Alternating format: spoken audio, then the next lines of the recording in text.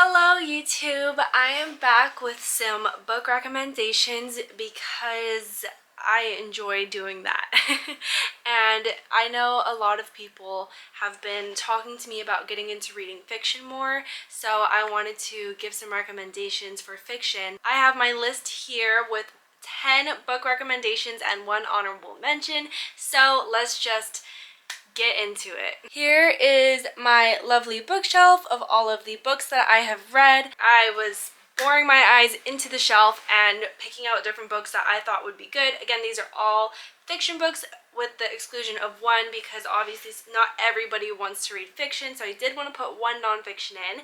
And then yeah, so let's just get into it. My first recommendation is the book that got me back into reading after I had stopped reading for a few years in late high school, college time. And that book is Big Little Lies by Leanne Moriarty, and it is an amazing book. I just remember sitting up in bed and being like, oh my gosh, out loud. I was fully laying down reading. I sat up, I was like, oh my gosh. And it really pulled me into all of the stories of the characters and had really good plot twists, and a lot of people stay better entertained when there's a plot twist. Definitely I like books better when there's a plot twist, so if that's something that you also like, Big Little Lies by Leanne Moriarty is a great book. If you saw the show, you can still read the book. They're not super similar, and vice versa. If you read the book and you want to watch the show, they do change a lot of things, which I appreciate because then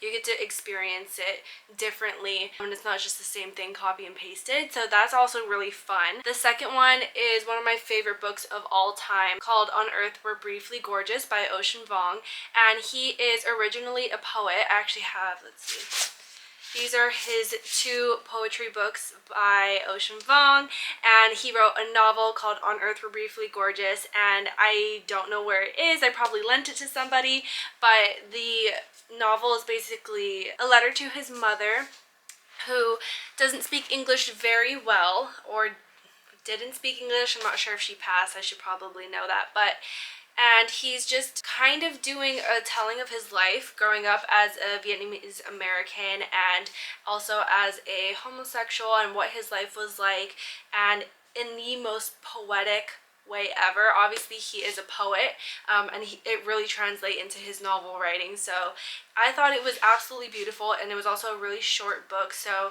you just get a lot of emotion really quickly, and it's one of my top books, if not my top book of all time. So if you're into a little bit more of poetic yet accessible writing, something short, something a little bit with something with perspective, then that I would highly recommend the On Earth We're Briefly Gorgeous by Ocean Vuong. Next up, I have Norwegian Wood by Haruki Murakami, and Haruki Murakami is actually probably my favorite author, maybe next to Ocean Vuong because of that novel that he wrote, but Haruki Murakami is like my favorite author. I'm actually in the middle of reading another one of his novels right now. Norwegian Wood is a pretty sad book, so if you don't really like being sad or left with like weird feelings of sadness, then this might not be the book for you. But if you are looking to tap into a more emotional side of yourself, something a little bit raw and just, I'm not sure any other words for it, but then this is a really great book. It's highly recommended all around, which is why this was the first Murakami book that I read just because of its popularity. So if you are looking for something sad, it's realism, this is going to be my recommendation for you. I wouldn't say I cried, it was more of like a hollow sadness. So if that's a feeling that you're looking for, this is a great book for that. Next up is a book that I really like for reasons that I don't know. I think maybe I like it because it taught me that books can be structured differently than having like the plot and the climax, and I forgot all of the terms already. But anyway, this book is Delicacy by Amina Kane, and I read this a really long time ago. It's very small. Cover is so gorgeous. I actually found out about it from a New York Times article when I was just browsing. It's about a woman who is not financially well off and then marries a rich man, and what happens to her life. I don't want to go too much into it because I'm not really sure what would be a giveaway, but there's no like plot twist or anything crazy. It's kind of just speculative type of book. I think that's what it's called, where you just watch her and her life and see what happens, and it's nothing crazy or interesting, but it feels like a psychological study almost. So I personally really liked it. The writing I really liked, the story I really liked. So if you're looking for something simple and not crazy plot heavy, maybe a little bit more character based, this is a good recommendation for you. Next up is a book that did make me cry. I was on my floor and just looking at the ceiling, letting tears stream down my face. That's Euphoria by Lily King, and I happened to buy this book in New York for $1 off some guy from the street, and I bought it because of the cover. I just liked the colors and how simple and nice it was. I had no idea what it was about, but essentially it's about these anthropologists and their studies out in New Guinea back in the older days. I'm not sure the exact time frame, but it does have like a map of New Guinea in the front of it, and it's just about those characters and their story. It is kind of a love story, kind of more than that, but in the beginning, maybe the first half or so, I was like, okay, like this is good. I wasn't super into it, like delving in and whatnot, but by the end I was just completely grasped and feeling what they felt, and I don't know what happened. I just got transformed. So, and I think something nice about this book is that it's about anthropologists and it talks about their studies as well, and I've never had insight on the perspectives of anthropologists before, so I really like learning about those things as well. So it was also a really cool like lesson journey for me too. This one is really good if you're interested in learning a little bit and about anthropologists and their studies in a very poetic way. I would say it was so beautiful, a little bit of romance, a little bit of grit. So I would recommend this to everyone, honestly. I think everyone should read it just because I really like it. But yeah. The next one, this book I read because Harry Styles is going to be featured in this movie, and I liked the plot line when I found out about it, and that is My Policeman by Bethan Roberts. So this book is, I don't actually know how to tell you what this book is without giving away the plot because I don't remember what gets revealed. Basically, oh, okay, so I read the back and I can tell you what I can tell you. I know what I can tell you now. So this is about a girl falling in love with a guy and that guy falling in love with a different guy, but it's in a time and place where that was less acceptable. So it's essentially the guy and the girl lover having to share the guy and the complications that come with that. It's really, really beautiful. The only thing I would say is I actually didn't like any of the characters, especially the girl. Personally, did not like her at all, but sometimes disliking the characters makes it more fun. So I'm not saying that you would dislike the characters, but if you're interested in watching the movie, I think it comes out next year, so you can read the book beforehand, and it's really interesting, very beautiful telling of, you know, what people had to go through, I think, and again, just perspective on the lives of these types of people and this era as well. So yeah. Next up is a book recommendation I got from book reviewers that I watch on YouTube, specifically Jack Edwards, and it is A Single Man by Christopher Isherwood.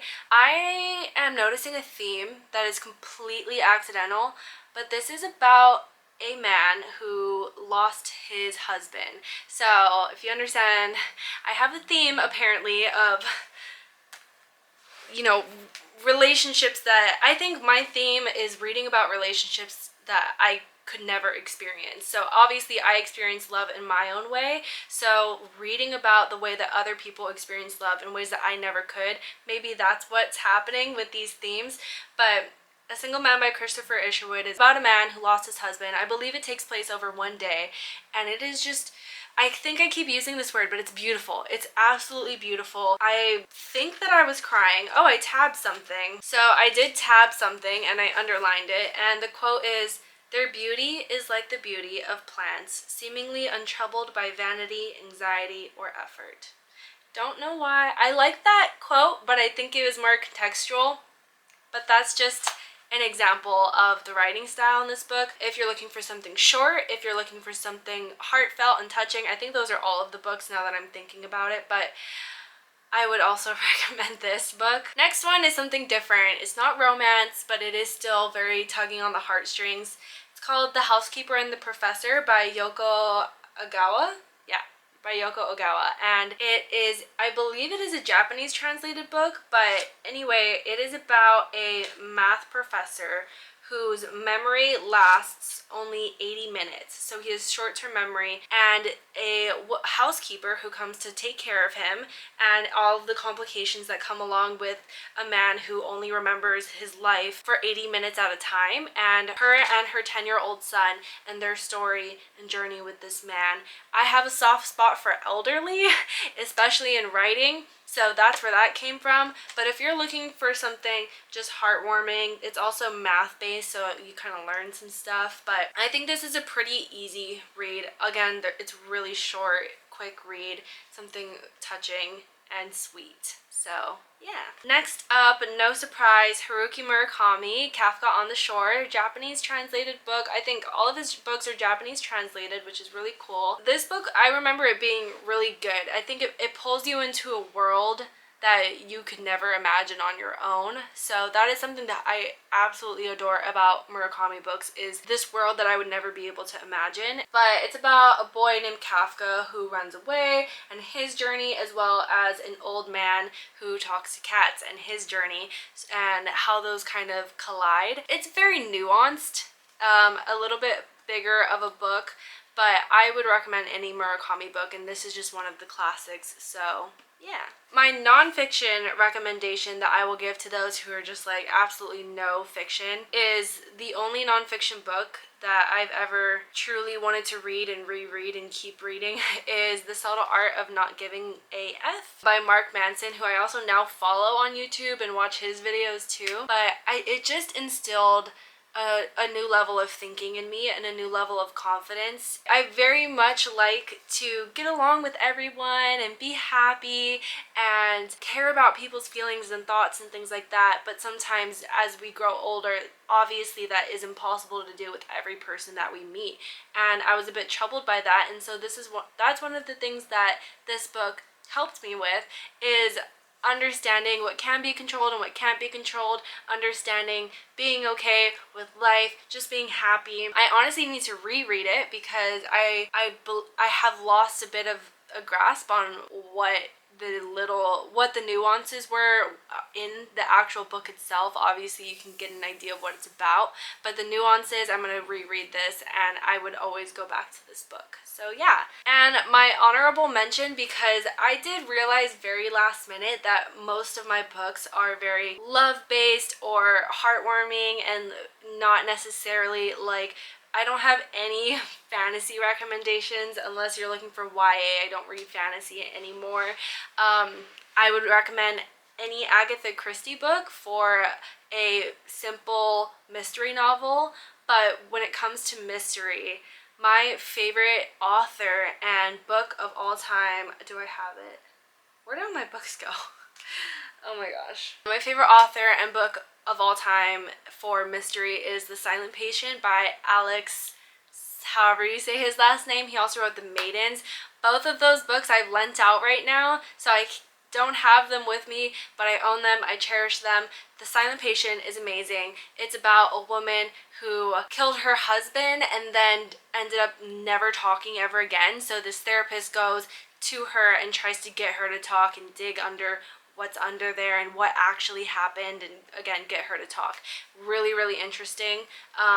So that's a good mystery book, but I would say most of the books that I've read are pretty romance based or love based, but it's more the romance takes more of a subplot and a different perspective on life, or a different type of life lived is kind of the main thing that I go for. Some other things I know people have been promoting a lot is Such a Fun Age by Kylie Reed, which is about a African American nanny taking care of a white child, and her getting accused of kidnapping or something like that. That's not the whole plot, but that's kind of just how it starts off. So learning from this book about some things there, as well as James Baldwin's Giovanni's Room is another one. It's so sad though, and I think I ended up not liking it as much as I would have just because of how sad it is, and it just didn't need to be so sad. I don't know. I think at the end I like to feel